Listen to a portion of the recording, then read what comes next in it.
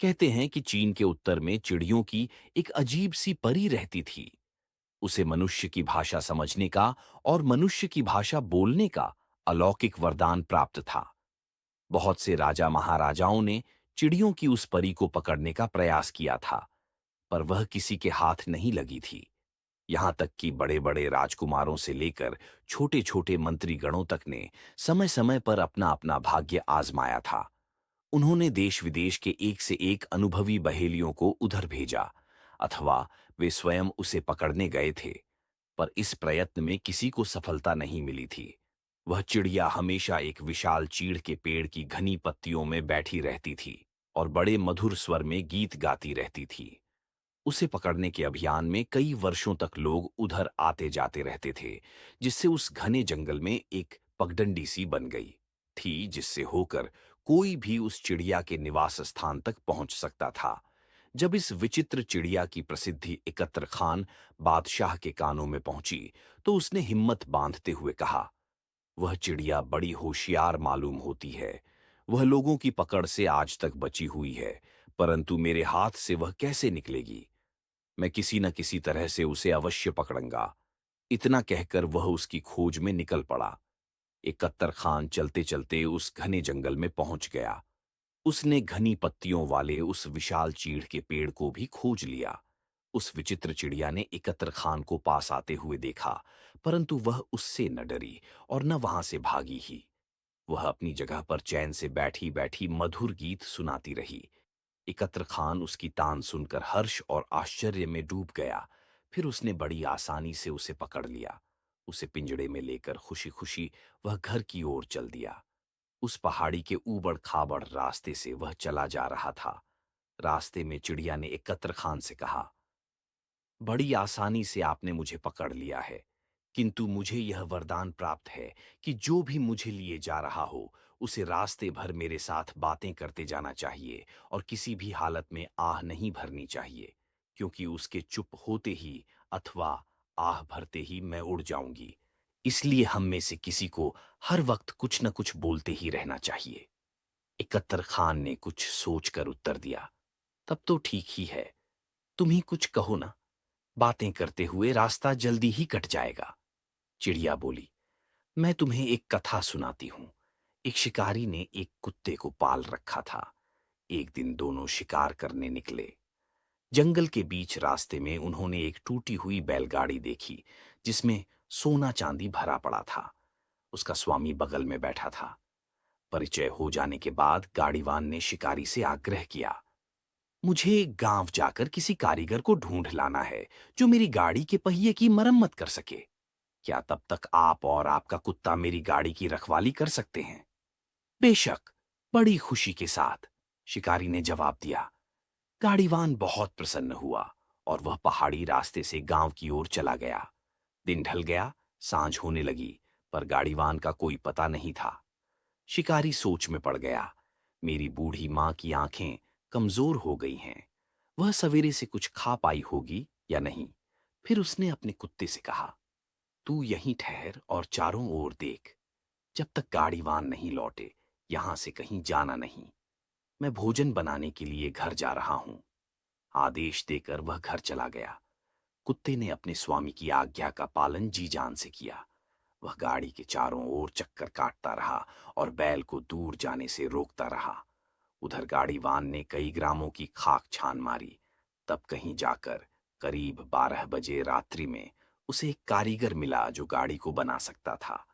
जब वह लौटा तो उसने देखा कि शिकारी तो चला गया है, परंतु उसका कुत्ता उसकी जगह पर गाड़ी की रखवाली कर रहा है। इससे वह बहुत प्रसन्न हुआ।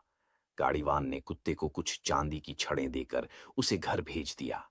वह स्वामी भक्त कुत्ता चांदी की छड़ों को लेकर जब घर पहुंचा और अपने स्वामी के चरणों में रख दिया, तब उसे देखकर शिकारी क्रोध में आकर उससे बोला, मैंने तुझे गाड़ी की रखवाली के लिए छोड़ा था, उलटे तूने उसकी चांदी की छड़ों को चुराया है। इतना कहकर शिकारी ने डंडा लिया और कुत्ते को इतना मारा कि वह मर गया। इकत्तर खान से रहा न गया।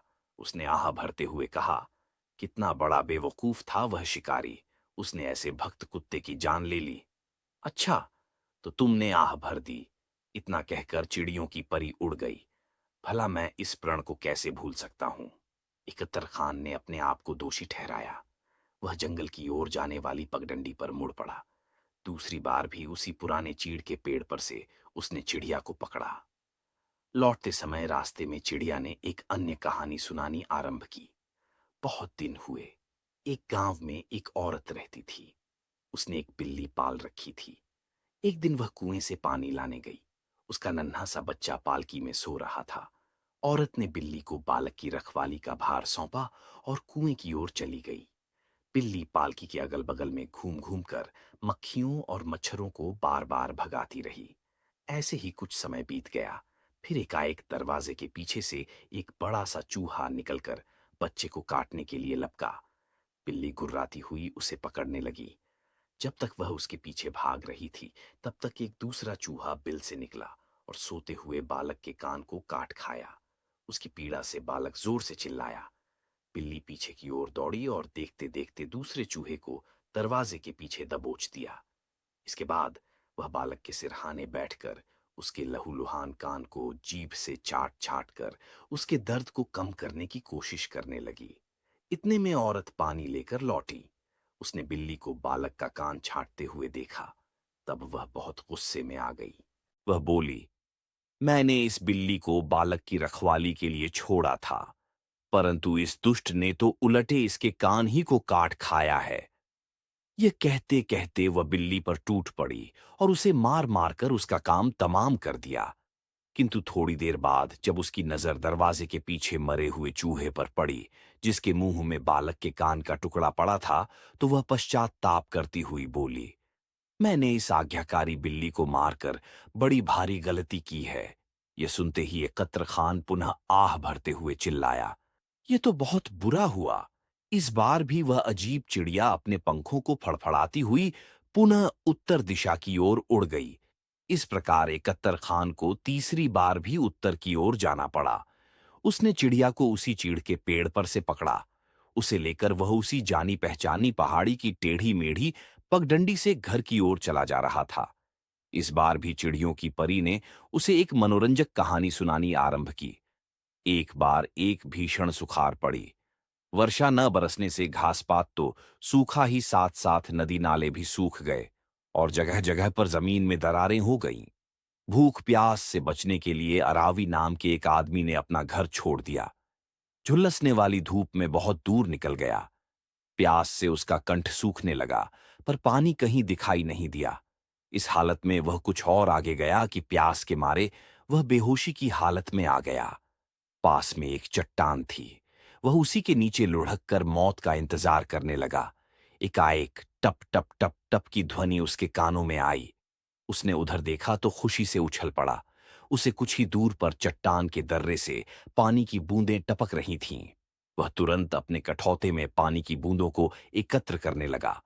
जब उसके काठ का बर्तन पानी से भर गया, तब उसने उसे मुंह से लगाया ही था कि एक कौवा उड़ता हुआ आया और अपने डैनों से कठौते को झटका देकर सारे का सारा पानी उड़ेल दिया। अब तो अरावी क्रोध से लाल हो गया। उसने कहा, दुष्ट कौवा, तुमने स्वर्ग का दिया हुआ मेरा पानी उड़ेल दिया। फिर उसने एक पत्थर उठाया और एक ही निशाने में कौवे को जान से मार दिया। कौवा कुछ ही दूर जाकर झाड़ियों में गिरा, लेकिन कौवा जहां गिरकर भरा था, उससे कुछ ही दूर पर एक बड़ी चट्टान की जड़ से पानी का एक सोता बह रहा था। प्यासे अरावी ने उस सोते का पानी जी भरकर पिया, परंतु वहां से जाने से पहले वह अपनी गठरी लेने के लिए पुनः उस स्थान पर आया जहां वह बेहोशी की हालत में पड़ा था। अब उसकी प्यास बुझ चुकी थी, इसलिए उसका मन शांत गया था।